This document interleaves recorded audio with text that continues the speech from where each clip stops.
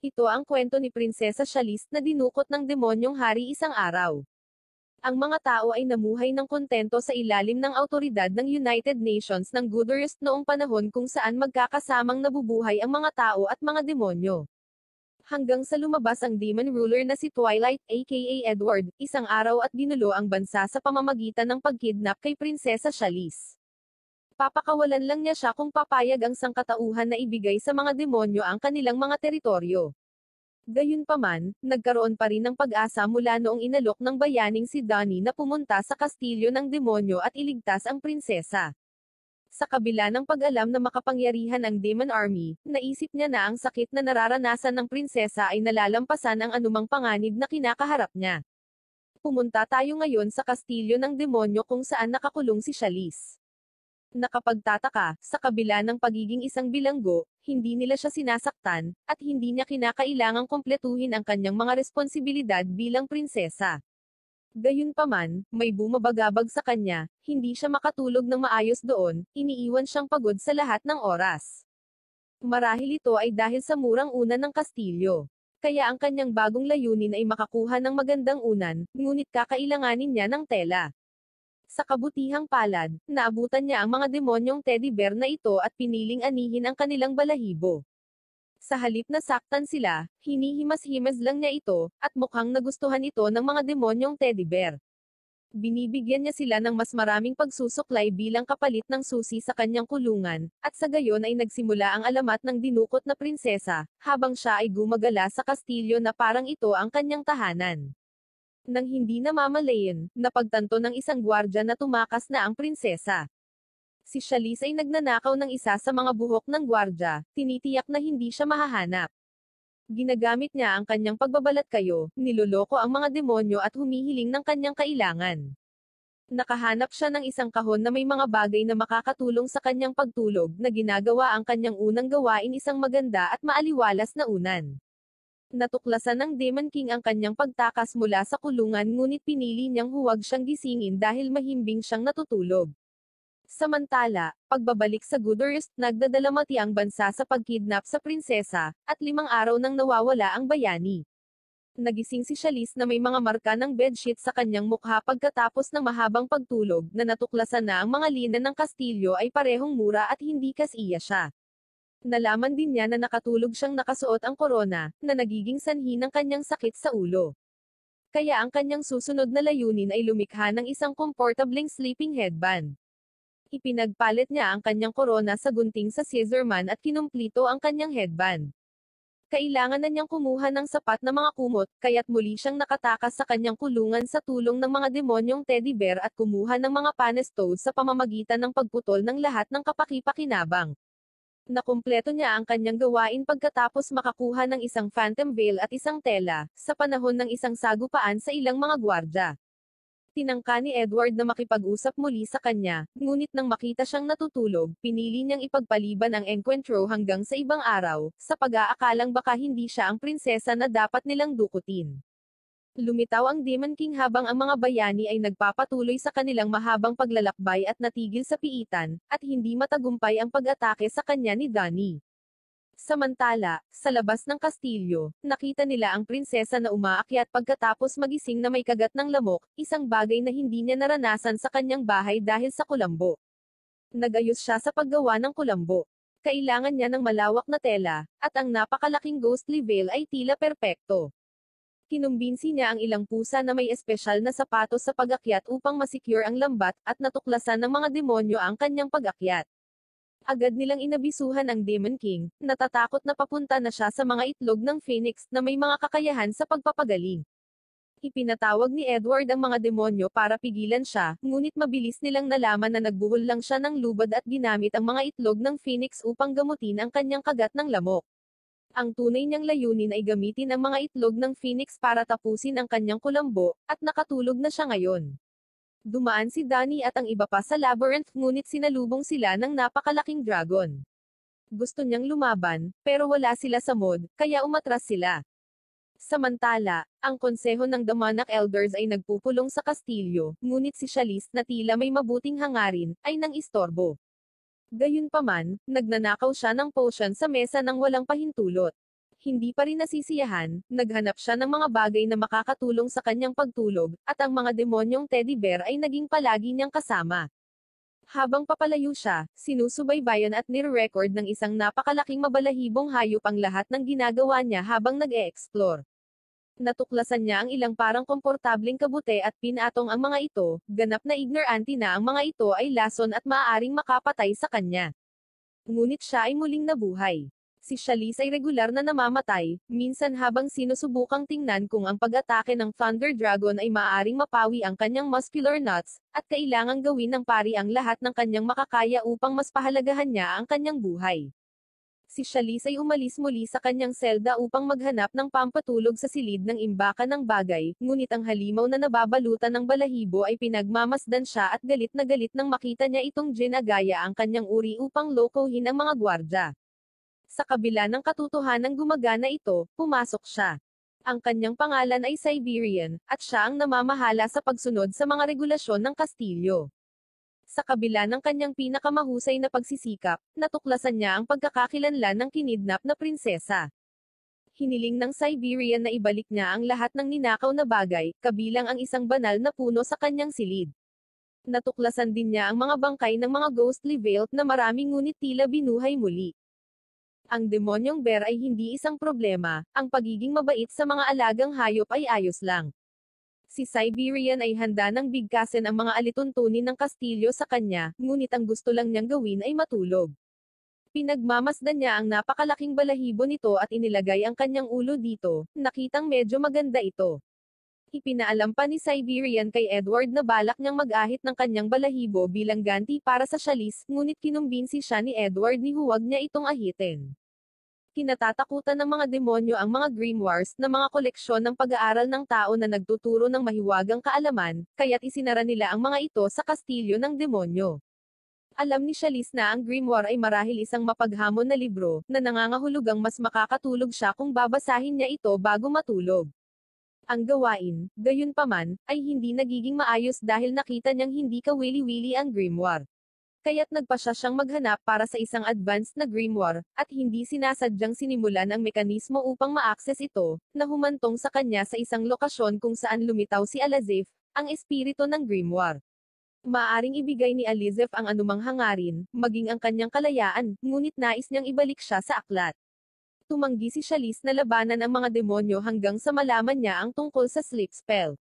Samantala, ang mga demonyo ay naglagay ng mga kamera sa paligid ng kastilyo, ngunit hindi nila inasahan ang paggamit ni Chalice ng mahika para sa pagtulog, na bumubuo ng isang veil na nakatakip sa buong kastilyo, na nagpatulog maging sa Demon King.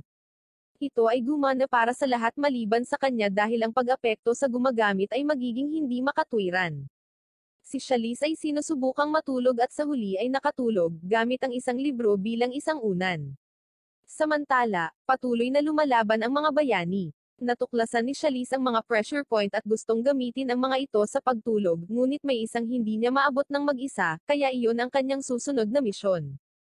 Humingi siya ng tulong sa demonyong teddy bear, ngunit ang kanyang malambot na kamay ay hindi epektibo, kaya umalis siya sa kulungan upang maghanap ng taong magmamasahe ng mga pressure point para sa kanya.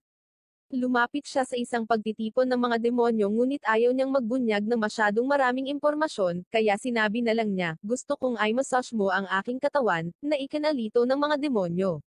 Nakatagpo ng prinsesa si Edward na gustong igiit ang kanyang kapangyarihan bilang Demon King. Dinala niya siya sa kanyang kulungan at ipinaliwanag ang mga pressure spot ngunit na-misinterpret niya ang kanyang intensyon. Kapag natap niya ang mga pressure point, nakatulog si Chalice, iniwan si Edward na hindi masaya, ngunit natapos ang layunin. Ang mga pakinabang ng sikat ng araw ay mahalaga sa mga tao, ngunit ang kastilyo ng demonyo ay palaging madilim, na nagsisimulang makapinsala kay Chalice. Kailangan niyang maghanap ng malakas na liwanag para ganap na magising. Ang kanyang layunin ay lampas sa mga pader ng kastilyo kaya gumagamit siya ng mga bagay upang mag-improvise ng kanyang paraan palabas. Kampante ang mga demonyong nakakakita sa kanya dahil naniniwala silang hindi siya makakaalis sa kastilyo. Gayunpaman, nagagawa niyang tumakas, at inaabisuhan nila ang lahat. Natuklasan ni Chalice ang pinagmumula ng nakasisilaw na liwanag, ang ultimate weapon ni Edward, isang kumikinang na talim na may tatsulok na gilid na kumikinang tulad ng araw. Naniniwala ang mga demonyo na nagre-rebelde siya, ngunit bumalik siya sa kastilyo ng mapayapa gamit ang espada, tinatapos ang kanyang gawain. Maaari siyang matulog ng payapa pagkatapos ng mahusay na paggaya ng sikat ng araw na pumapasok sa mga bintana na may maraming veils. Kahit na sa kaharian ng demonyo, ang pagligo ay parang paghuhugas ng kaluluwa, at ito ay pinahihintulutan kapwa para sa mga tao at mga demonyo. Ang prinsesa ay walang pagbubukod, ngunit ang bathtub ay medyo hindi kasiya siya. Gusto niyang matulog sa batya, naaalala kung paanong hindi siya pinayagan ng mga katulong sa dati niyang bahay na maligo. Bilang resulta, ang kanyang susunod na gawain ay maghanap ng komportableng paligan sa halip na isang batya na idinisenyo para sa maliit na 50 sentimetro na mga demonyo. Naglalakbay siya sa kung saan naliligo ang lahat ng mga demonyo, hindi para sumama sa kanila, kundi para kunin ang kanilang supply ng tubig. Sa mainit na tubig na nakukuha niya, ang kinakailangang pundasyon para sa isang magandang paligan, kailangan pa rin niya ng bathtub na kasing laki ng cauldron. Sa kabutihang palad, nakarating siya sa rocket turtle na may isang striking shell. Kapag ang fuse ng buntot ay nasindihan, ito ay nagiging isang malakas na rocket. Palihim niyang pinaputok ang fuse ng rocket turtle na nagresulta sa isang pagsabog na sumisira sa shell ngunit pumipinsala sa Siberian at sa dragon. Pinuno niya ang shell ng mainit na tubig at sa wakas ay tagumpay ang kanyang layunin na magpahinga sa isang malaking bathtub. Dahil dito, nakatulog siya pagkaraan ng ilang sandali. Bagamat ang Demon Castle ay palaging madilim, nag-iiba-iba pa rin ang mga panahon, at ngayon ay tag-araw, na nagdadala ng matinding init sa kastilyo. Si Chalice ay nahihirapang matulog dahil sa matinding init, at ang pagkain ay hindi nakakapresko. Sa panahon ng tag-araw, tinututulan ng mga demonyong yelo, na pinamumunuan ng Ice Golem, ang pagtatangka ng mga demonyong apoy na gawing yelo ang magma ng kastilyo, na nagresulta sa pagbuo ng isang rehiyon ng yelo. Dahil sa pagiging aware dito, may bagong misyon ang prinsesa, kumuha ng yelo sa lokesyong iyon para makatulog siya ng mapayapa. Hindi niya maisuot ang kanyang ordinaryong damit sa malamig na lugar kaya kailangan niya ng isang bagay na magpapainit sa kanya. Siya ay nagkataon na nakita ang Rubberman, na ang pinakamasamang pagkakamali ng Rubberman ay umamin na siya ay guwang sa loob. Si Chalice ngayon ay may baluti upang ipagtanggol ang sarili mula sa lamig, at ito ay madaling gamitin. Sinamantala niya ang pagkalito ng mga demonyong yelo nang mapagkamalan nilang siya ang Ice Golem. Hiniling niya na gumawa sila ng isang iglo sa kanyang selda, kung saan sila ay sumunod, na tinitingnan ito bilang paglikha ng isang kampo sa teritoryo ng kaaway. Pagkatapos ay humiling siya na bigyan siya ng 2 o 3 maliliit na seal sa pagtatangkang mapahusay ang impresyon sa kanya ng demonyong yelo, na mukhang hindi gumagana. Malapit na siyang humingi ng higit pa nang dumating ang totoong Ice Golem, kaya pumunta siya upang linawin ang ilang bagay sa kanya bago bumalik. Ipinaalam niya sa mga demonyong yelo na binibigyan niya sila ng mga utos, at iniiwasan niya ang paghihinala sa pamamagitan ng pagdeklare na siya ay formal na napili bilang magiging hari ng demon. Tahimik ang mga demonyong yelo nitong mga nakaraang araw, ngunit ito ay dahil natupad ni Chalice ang kanyang misyon, at bilang bonus, ang mga demonyong yelo, na iniisip na siya ang magiging bagong Demon King, ay naglilingkod sa kanya at ginagawa ang anumang gusto niya. Pinarusahan siya muli ni Siberian, pinipigilan ang kanyang pagkain hanggang sa maibalik niya ang Ice Golem, at gusto rin niyang kunin ang mga seals. Pauwi na si Chalice matapos makakuha ng isang bagay nang matuklasan niya ang isang maliit na demonyo na nakapatong sa teddy bear. Siya ay sobrang inggit na gumamit siya ng isang instrumento na nagpaliit sa kanya. Nanliit ang kanyang katawan nang imulat niya ang kanyang mga mata. Bagamat hindi iyon ang uri ng pagliit na inaasahan niya, alam niyang babalik siya sa kanyang regular na laki balang araw, kaya't matutulog na siya. Gayunpaman, hindi niya inakala na dahil sa liit niya, hindi niya mahawakan ang dala niyang bag, at hindi niya sinasadyang madapa mula rito. Hindi siya maaaring bumalik sa kanyang kama hanggat hindi niya nahahanap ang isang hagdan, na natuklasan niyang pag-aari ng isang demonyo. Nakita nila na ginamit niya ang pampaliit na bagay at mayroon lamang siyang kaunting oras upang bumalik sa dati niyang laki. Nag-aalala sila dahil hindi siya makapagsalita, ngunit nagpasya silang ibalik siya sa kanyang selda. Pagdating ni Edward, natapos ang pakikipagsapalaran ng shrunk prinsesa, ngunit ang lahat ay nauwi sa paghaplos sa kanya, at si Chalice ay nakatulog kaagad, na parang isang bata. Ang labanan sa pagitan ng mga tao at mga demonyo ay uminit simula nang kunin ng Demon King ang prinsesa. Samantala, ang Sialis ay naghahanap ng paraan para makatulog ng maayos. Nang gabing iyon, gusto niya ng bagong futon, ngunit sa pintuan ng kanyang selda ay nakatayo ang isang demonyong babae na tinatawag na Harpy, isa sa mga bumalik na miyembro ng squad. Interesado si Harpy sa mga tao at sumubok ng iba't ibang paraan para makuha ang atensyon ni Sialis, ngunit hindi siya pinapansin ng prinsesa. Dumating si Edward at pinayagan si Harpy na makapasok sa selda para makapagsalita siya ng mas malinaw. Pinili ng Sialis ang daan ng karahasan, ngunit nagpatuloy si Harpy sa kanyang pagsisikap na kaibiganin siya dahil noon pa man ay gusto niyang kaibiganin ang isang tao. Ito ay gumagalaw sa Sialis, at siya ay muling nag-isip, lalo na pagkatapos makita ang mahimulmol na mga pakpak ni Harpy. Pumayag si Sialis na maging kaibigan si Harpy, at nasiyahan sila sa isang uri ng slumber party kung saan natutulog si Sialis sa mga pakpak ni Harpy bago matulog. Ngunit hindi iyon ang pinakamasarap na pagkakatulog dahil pareho silang napadpad sa sahig dahil sa kaila-hilakbot na posisyon ng Sialis sa pagtulog. Humingi siya sa isang mas malaking kama, at alam ni Harpy ang bagay na iyon. Inirerekomenda ni Harpy ang isang karaniwang resting site para sa mga may pakpak na demonyo, isang solidified mahiwagang ulap sa itaas ng kastilyo, pagkatapos ng ilang pag-iisip. Napakaganda ng lokasyong ito kaya ipinagbabawal. Ibinunyag ni Harpy ang isang lihim ng kastilyo, at plano ni Sialis na bisitahin ito, ngunit gusto niyang sumama sa kanya si Harpy. Kontento na si Harpy hanggang sa malaman niya kung paano sila maglalakbay. Balak ng Sialis na gamitin ang Harpy bilang transportasyon. Inihatid ni Harpy si Sialis sa tuktok na bahagi ng kastilyo nang may kahirapan sa mga stretch quadriceps kung saan agad na nakatulog si Sialis. Tinanggap ni Harpy na maaaring hindi siya ituring ni Sialis na isang kaibigan, ngunit pagkatapos ay pinutol ni Sialis ang isang bahagi ng kanyang kama upang dalhin sa kanya, sapat na malaki para matulog silang magkasama. Nagbibigay ito kay Harpy ng pag-asa para sa kanilang relasyon muli, ngunit kailangan nilang harapin ang paglalakbay pabalik na may malaking kama at mga pakpak ni Harpy. Gamaan ang pakiramdam ni Harpy na natapos na ang gawain. Nang maglaon, nalaman ni Edward na ang tuktok na seksyon ng kastilyo ay nawasak. Ibinalik ni Sialis ang kanyang ninakaw, at ipinagpatuloy ng bayani ang kanilang misyon, sa kalaunan ay natalo ang dragon.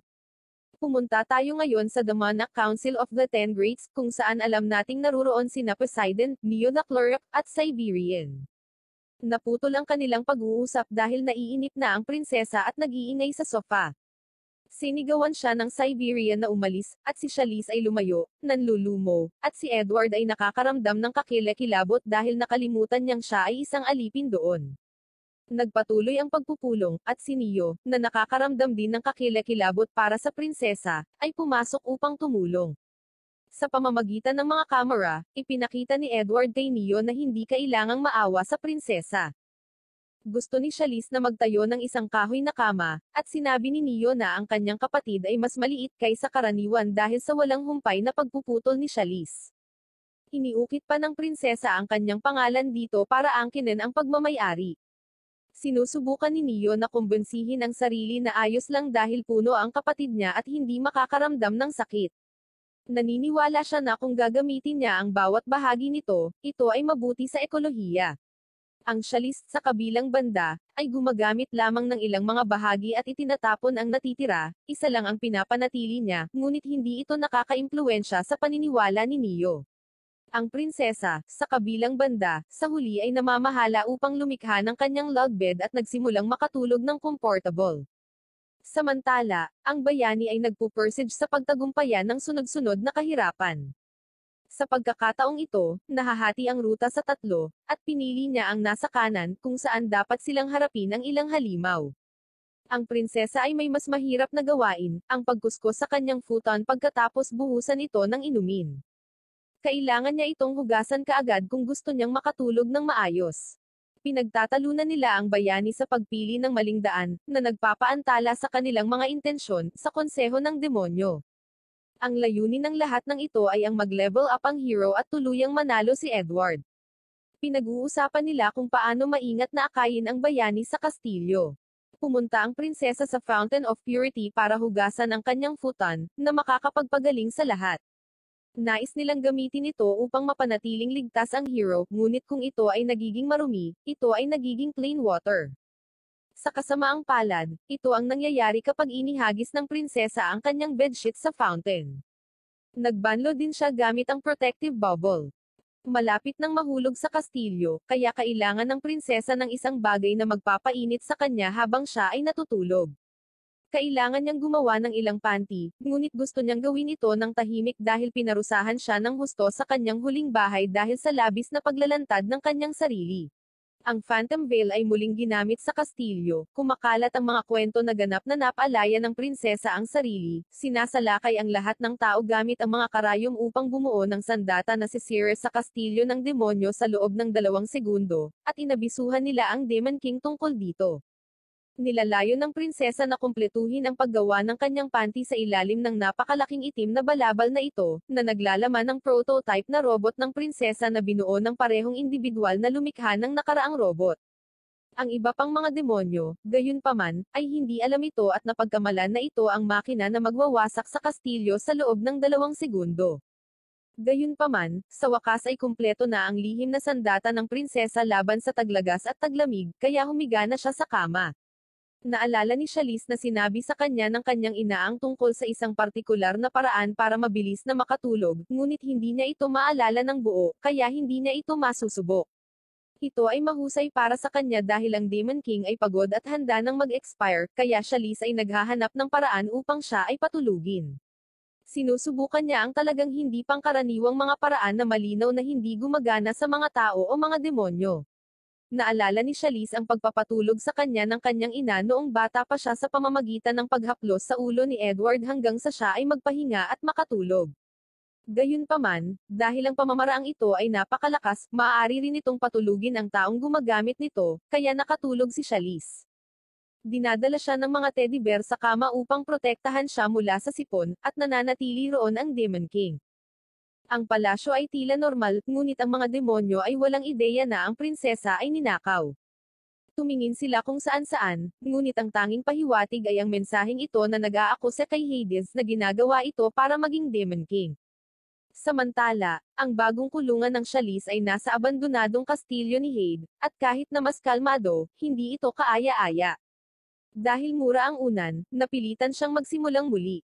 Nakatakas siya sa kulungan sa pamamagitan ng isang pagsabog at nakiusap sa tatlong ito na tulungan siya sa pangangalap ng mga mapagkukunan.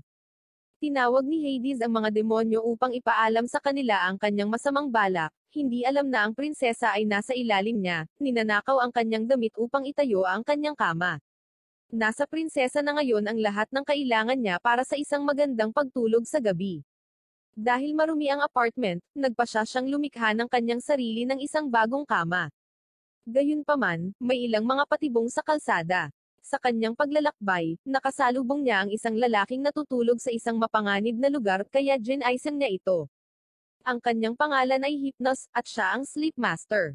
Dapat siyang matulog ng hindi bababa sa 20 oras kung hindi ay mamamatay siya. Gusto ni Chalice na makabisado ang kanyang mga diskarte bilang isang propesyonal na natutulog. Naghahanda silang hanapin si Chalice sa palasyo ng demonyo, habang siya ay gumagawa lamang ng kanyang sarili ng isang napakakomportableng kama na idinisenyo upang maiwasan ang mga bitag habang ginagamit. Ang pagsisikap na iligtas ang prinsesa ay nagsimula na, at ang pinakamabangis na mga demonyo ay hinahanap na siya. Nagising si Chalice sa silid na ito ng mag-isa pagkatapos matulog ang kanyang instruktor. Nangongolekta siya ng mga gamit para makatulog muli ng mapayapa. Alam na ni Hades na dumating ang mga demonyo, ngunit hindi sa paraang nilayo nila. Hinarap ng mga demonyo si Hades, at handa nang magsimula ang laban, ngunit bago magbanggaan ang mga espada, nakita nila ang prinsesa na lumilipad palayo sa gadget na kanyang nilikha, at nagsimula silang magdiwang. Samantala, hindi sigurado si Hades kung saan siya nakatayo, at hindi naganap ang laban. Bumalik ang lahat kasama ang prinsesa, natutuwa na bumalik siya sa kanila. Pumunta pa itong teddy bear para kunin ang kanyang unan. Walang sino man ang nagmamalasakit sa kanya noon, kaya't natutulog ang prinsesa habang lumilipad pauwi kasama ang lahat ng mga bagay na nakuha niya. Ipinagpatuloy ng bayani at ng kanyang mga kasama ang kanilang paghahanap sa prinsesa, at nakarating na sila sa mga gilid ng lumang bulkan. Nagawa ng isa sa kanila ang isang spell na lumilikha ng napakaliit na pintuan patungo sa Chalice. Nagawa pa ni Danny na istorbohin ang kanyang pagtulog sa pamamagitan ng mahinang paghagod sa kanya, bagamat wala siyang ideya kung ano ang kanyang hinahawakan. Gusto nilang gamitin ang magic na ito kapag lumalapit sila sa kastilyo, ngunit kailangan muna nilang talunin ang nangungunang 10 demonyo. Ang konseho ng demonyo ay muling nagtipon upang ipadala ang isang ito upang labanan ang bayani, na sinundan ng isang pagdiriwang ng palem. Dumating naman ang prinsesa matapos magkaroon ng bangungot. Para gamaan ang pakiramdam niya, ikinwento ni Chalice ang kanyang bangungot. Ito ay isang paggunita sa pagkabata kasama ang isang kaibigan, ang bayani na hindi niya matandaan ang pangalan, kaya pinangalanan niya itong Akumura. Sinubukan ng bayani na maging magalang sa kanya, ngunit palagi siyang nanggugulo, mga bulaklak sa mukha, mga bubuyog, naligaw sila sa kakahuyan, at natuklasan niyang nakabaon siya ng baligtad. Siya ay nadulas sa isang bitag, at siya ay namatay. Sa katunayan, hindi niya sinabi kahit kanino ang tungkol sa pagkamatay nito dahil napakalilimutan niya na nakalimutan na niya. Gayunpaman, siya ay muling lumitaw, ngunit ang pinakamasamang bahagi ay na siya ay hindi lamang isang kaibigan sa pagkabata o ang bayani. Ayon sa tatay niya, fiancé niya ito. Natigilan ang lahat. Kinilala ng pari si Akumura bilang bayani at inutusan ng fire-poisoned dragon na gibain ito. Mahirap ang pakikibaka sa pagitan ng fire-poisoned dragon at ng magiting na grupo, ngunit kalaunan ay napatay siya, at natuklasan na ang mga kalakal na kanilang nakuha ay napalitan ng iba. Ang prinsesa ang pangunahing may kasalanan, ngunit pagkatapos ay nalaman na ang bawat demonyo ay may binago sa mga bag na hindi sinasadyang nagambag sa kanilang pagkawasak. Sinubukan pa ng fire-poisoned dragon na buhayin ang robot ng prinsesa, ngunit pinilit niya ang isang mas maliit dahil hindi ito kamukha niya. Layo ng fire-poisoned dragon na turuan ng leksyon si Chalice, ngunit lahat sila ay naghangad na pigilan siya dahil lahat sila ay nagambag sa kanyang pagkawala. Samantala, nagpatuloy sa pagtulog ang prinsesa habang nagtatalo ang mga demonyo. Lalong umabant ang grupo ng mga bayani. Nanunood ng TV ang prinsesa nang makakita siya ng waterbed. Sinusubukan ng Chalice na mag-order ng isa, ngunit hindi sila naghahatid sa lokasyong iyon. Pinag-isipan ng demonyong konseho kung paano papaluan ang prinsesa. Kaya, napagtanto kung gaano sila naging maluwag, nagpasya silang magseryoso, at ang unang bagay na gagawin nila ay huwag pansinin siya. Ang prinsesa ay naghahanap ng mga materyales upang lumikha ng kanyang sariling waterbed. Hindi siya pinapansin ng lahat ng mga demonyo, kaya ginapos niya ang ilan sa kanila, kasama na si Edward. Maaari niyang likhain ang kanyang kama gamit ang mga ngipin at sungay ng mga demonyo, ngunit kailangan niya ng nababanat na lubod. Nagagawa ng prinsesa ang kanyang waterbed at nakatulog. Samantala, nang makitang hindi gumagana ang hindi pagpansin sa kanya, nag-brainstorm sila ng isa pang diskarte upang mapanatili ang kontrol ng prinsesa. Dapat nilang kumbensihin siya na siya ay isang bihag. Kaya ipinatawag nila si Hades na nagmumungkahi na italaga nila ang kanyang mga trabaho upang mapilitan siyang magtrabaho. Nagtatrabaho noon si Chalice sa dati niyang bahay kaya naman hindi siya tumututol na gawin ito ngayon. Siya, sa kabilang banda, ay gumagawa ng mga bagay sa kanyang paraan, at sa kabila ng katotohanan na ang mga gawain ay basic, natapos niya ang isang buwang halaga ng trabaho sa isang araw dahil gusto niyang matulog sa lalong madaling panahon. Ang mga demonyo ay magdadala ng higit pang mga bilanggo upang maunawaan ng prinsesa ang kanyang posisyon pagkatapos ng isa pang hindi matagumpay na misyon. Dinala nila ang prinsesa upang obserbahan kung paano nila tinatrato ang dalawang bihag, at nabigla lang siya dahil ang kanyang paggamot ay higit na mataas kaysa sa kanila. Naiintindihan ng Chalice ang mga motibasyon ng mga demonyo at nagsimulang kumilos na parang isang tunay na bihag, ngunit napakahusay sa punto na ang bawat salita ay masakit kay Edward at sa kanyang mga kasama, na kung ano mismo ang nilayon, ngunit hindi nila inaasahan na ito ay napakalupit. Kaya't ang prinsesa ay bumalik sa pagtulog, ngunit sa pagkakataong ito siya ay kumikilos bilang isang bilanggo kapag ito ay maginhawa para sa kanya, kaya hindi nila inaalis ang mga bagay na kanyang ninakaw.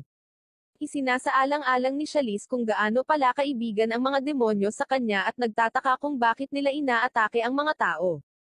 Isang araw, gumawa ang prinsesa ng isang pagbabago sa buhay na pagpipilian na pansamantalang magpapaalis sa kanya sa palasyo. Ipinapalagay ng mga demonyo na hindi siya pupunta sa mundo ng mga tao, ngunit handa siyang mabuti. Nang mapagtanto nilang seryoso siya sa pagpunta sa mundo ng mga tao, hinanap nila siya, ngunit hindi nila siya mahuhuli maliban kung maglalagay si Edward ng isang malakas na bitag para pigilan siya. Nais ni Chalice na bumili ng mga pantulog, lalo na ang una na ito, at sinubukang hikayatin ang mga demonyo gamit ang mga regalo, ngunit tumanggi sila. Gayunpaman, nang anyayahan sila ng prinsesa na sumama sa kanya, pumanggi muna sila, ngunit pagkatapos ng ilang pagsasaalang-alang, nagpasya silang magbalat kayo. Ang paglilibot ay kinabukasan. Kaya't siya ay nakatulog, ngunit ang mga demonyo ay hindi makayanan ang pag-iisip na umalis sa kanilang nasasakupan para sa kaharian ng tao. Lumabas sila kinabukasan sa kanilang pinakamagandang disguise. Kitang-kita ang buntot at tainga ng Clerigo, gayon din ang mga sungay ni Edward, at ang Siberian, na isang aso, ay hindi nag-abala na huwag maging isa. Pero ayos lang, napapaligiran sila ng mga NPC. Nahanap nila ang lokasyon kung saan ibinebenta ang cushion, ngunit talagang abala ito, kaya dapat silang maghintay sa isang mahabang pila. At makalipas ang 6 na oras ay sa wakas ay nakarating na sila sa counter, para lamang matuklasan ni Edward na nasa maling linya sila. Pagdating ng oras ng pagbabayad, ito ay 3,000 ginto, na medyo magastos, at ang mga demonyo ay walang anumang pambayad mula nang makatulog ang prinsesa. Wala silang ideya kung paano nila nabili ang unan. Gusto nilang umalis pagkatapos makarating sa isang anti-demon na fireworks event, ngunit may lottery set si Edward para sa hapunan at inumin, kaya nanatili sila ng kaunti. Nandoon ang lahat habang sinusuri ng prinsesa ang kanyang bagong unan, ngunit malinaw na pinipigilan siya ng dagandong ng mga paputok na makatulog. Ang mga paputok, sa kabilang banda, ay kahanga-hanga sa mga demonyo o ganap na laban sa kanila. Saglit silang nag-uusap tungkol sa labanan ng tao-demonyo, at binigyan sila ng Chalice ng kaunting habag sa likhang sining na ito bago hilingin sa kanila na bumalik sa palasyo ng demonyo. Sa wakas, pumunta sila, at ang prinsesa ay nakatulog na may nanginginig na unan sa kanyang ulo. Kaya, habang nag-vibrate ng magkasama, lumikha sila ng isang mahiwagang bilog. Inalok ni Chalice ang kanyang unan sa teddy bear kinabukasan dahil mas gusto niya ito. Ang prinsesa ay pumipirma na ngayon ng mga autograph para sa mga teddy bear nang sabihin ng Siberian kay Edward na ang bayani ay papalapit na sa bagong kaharian.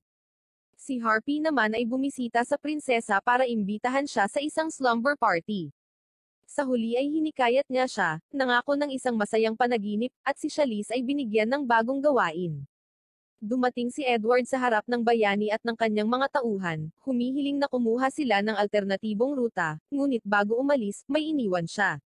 Bumalik si Edward sa kastilyo upang matulog, o kaya naisip niya, ngunit pumasok si Chalice at humingi ng paliwanag para sa slumber party.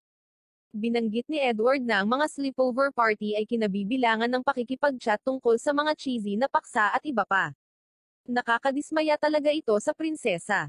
Pumasok ang Clerigo sa silid habang tinanong siya ni Edward kung umiibig ba siya, na lubos na mali ang interpretasyon sa senaryo. Ang misyon, gayunpaman, ay nakansele dahil ang Chalice ay hindi na gustong sumali. Ang kubi ay isang succubus na naghahangad ng atensyon ngunit hindi ito makuha. Nais niyang matuto mula sa prinsesa upang maging higit na katulad niya, kaya nagmamadali siyang makipagkita sa Chalice upang matuto mula sa kanya at maging higit na katulad niya.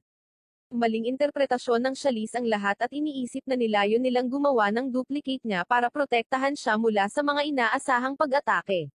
Bilang resulta, ang kanyang susunod na assignment ay upang sanayin ang isang elite duplicate sa lahat ng kanyang mga gawain, tulad ng paggamit ng gunting, pagtakas mula sa kulungan, pamamahala ng mga pampasabog, pagpatay sa phantom veils, at pagsipilyo ng mga teddy bear. Sa kabila ng pagkakahawig niya sa prinsesa, naniniwala si Kubi na maling tao ang napili niya. Gusto ng Chalice na tumalon si Kubi sa lover bilang huling aralin dahil sila ay nasa isang lugar na puno ng magma. Walang nangyayari dahil sa kalaunan ay bubuhayin nila siya, ngunit talagang ayaw niya. Ang mga demonyo ay nagtitipon ngayon, ngunit si Chalice ay hamarang dahil siya ay nahihirapan sa pagtulog at gustong malaman kung bakit. Tila siya ay nagdurusa ng mga bangungot, kaya tinawag nila si Hypnos para sa tulong sa isang simpleng magic trick. Maaaring i-play ng mga Hypnos ang mga pangarap ng prinsesa tulad ng isang video sa YouTube upang matukoy ang sanhi ng issue. Lumalabas na ang bayani ay patuloy na ginugulo si Charlize sa kanyang mga panaginip, ngunit hindi nila alam kung sino ang nananakit kung sino dahil patuloy na binubugbog ng Charlize ang bayani, at hindi siya titigil. Makalipas ang kalahating oras, naiintindihan ng mga demonyo na ang bayani ay ang kasintahan ng prinsesa. Bilang resulta ng lahat ng ito, nagpa siya ang konseho na gawing napakatigas ang bagong lugar ng gusali, na pinipigilan ang bayani na dumaan. Nagsisimula ng umulan ng nyebe, at nalalapit na ang Pasko, na isang di malilimutang okasyon para sa Charlize. Bilang resulta, nagsimula siyang gumawa ng sulat para kay Santa. Nakita ito ng ilang demonyo at inabisuhan si Edward na ang prinsesa ay naghihintay kay Santa Claus. Gayunpaman, mayroong isang maliit na sagabal, hindi tumatanggap si Santa ng mga kahilingan mula sa kastilyong iyon. Ayaw nilang tumakas muli si Charlize, kaya pumunta sila sa kanyang selda upang tingnan ang card at tingnan kung ano ang isinulat niya kay Santa. Sa kanilang pagkamangha, nakasaad sa liham na gusto niyang bumalik sa dati niyang tirahan. Tinalakay ng konseho ang sulat, at biglang nagising si Charlize, na pagtantong nawala na ang sulat at hindi niya ito mahahanap kahit saan. Sinubukan ni Edward na gumawa ng mga paliwanag ngunit nabigo ng malungkot. Ang tunay na hangarin ni Charlize ay makauwi at makuha ang kanyang kakaibang damit na pangpasko na woolen. Hindi dahil sa nostalgia o pagnanais na bumalik. Kukumpletuhin ni Edward at ng pari ang huling layunin na makuha ang mga pangilalim na damit sa Pasko at makatulog ng komportable. Nakarating sila sa Goodrest Castle na medyo nahihirapan. Dismayado si Siberian dahil hindi nila siya isinama. Hinahanap ni Charlize ang kanyang underwear sa kanyang kama, ngunit ito ay isang masamang diskarte dahil siya ay nakatulog kaagad. Nagiging problema ang mga bagay kapag gumawa sila ng istorbo at pumasok ang ina ni Charlize sa silid na pinipilit silang umalis ng mabilis. Nang pumasok si Reyna Aurora sa silid, natuklasan niya ang kanyang pinakamamahal na anak na babae, si Kubi. Si Edward at ang pari ay nagtatago sa aparador kasama si Charlize. Kailangan na nilang maghanap ng paraan para iligtas si Kubi kung hindi ay hindi na sila makapunta. Sa kabutihang palad, siya ay ganap na bulag na tila sila ay sadyang hindi pinapansin. Ngunit may isa pang paladin na tila mas malakas at batid sa mga mananakop. Hindi sila marunong gumamit ng mahika dahil huhulihin sila ng paladin. Papalapit siya sa kanila, kaya kailangan nilang kumilos ng mabilis at isuot ang baluti ng huling tao. Ang paladin na ito, nakilala ngayon bilang The Morning Star, ang pinuno ng mga paladins, ngunit alam ni Charlize ang kanyang kahinaan, ngunit hindi na niya ito babanggitin mula nang siya ay nakatulog. Hindi iniisip ng paladin na kakaiba ang galaw ng baluti, kaya inanyayahan nila siyang sundan sila. Gusto nilang umalis kapag hindi niya pinapansin, ngunit nang malaman nila na ang Morning Star ay gustong sabihin sa kanila ang mga kwentong pambata tungkol sa prinsesa upang makilala nila ito, bumalik silang dalawa. Namulat ang prinsesa sa isang kakilakilabot na sensasyon at nagising. Sa katunayan, ang paladin ay nagsimulang sabihin sa prinsesa ang hindi kasiya siyang mga anekdota sa pagkabata ng sunod-sunod, na naging sanhi ng pagkakagalaw ng baluti. Nang si Charlize ay nagmamadaling umalis at ang kanyang pagbabalat kayo ay nawala, napagtanto nilang may mga demonyo sa loob ng baluti. Magsisimula ang pagtugis, ngunit huwag mag-alala dahil ang araw ang kahinaan ng Morning Stars. Ang mga demonyo ay nagpaplano ng isang kaganapan sa susunod na umaga dahil talagang iniisip nila na si Kubi ang prinsesa. Napagtanto ni Charlize na dapat siyang kumilos pagkatapos na makita ito. Ang mga demonyo ay nanunood mula sa palasyo habang ang mensahe ng prinsesa ay ipinalabas sa Twitch. Hindi nagawa ng bayani ang assignment at bumalik sa kanyang kaharian. Maghahatid ng talumpati ang prinsesa, gaya ng nakagawian, ngunit dahil Kubi ito, nag-freeze siya. Ang mga gwardya ay hindi kumikilos ni Edward at ng pari, habang si Charlize ay nakatayo sa likod ni Kubi at nakikipag-usap sa kanya na parang siya. Nagbigay si Charlize ng isang matapat na talumpati kung saan ikinuwento niya ang lahat ng kanyang positibong karanasan sa palasyo ng demonyo. Si Charlize ay nagbalat kayo bilang hari ng demonyo at hinarap ang lahat, naglagay ng isang palabas para sunggaban si Kubi. Alam ni Aurora na si Charlize ang nakabalat kayo at nagsasaya siya sa palasyo ng demonyo kaya hindi na siya naabala nito. Excited ang lahat sa pag-uwi ni Charlize at, syempre, Pasko. Tiyaking mag-subscribe at i-on ang notification bell para sa higit pang mga video na tulad nito. Salamat sa panonood.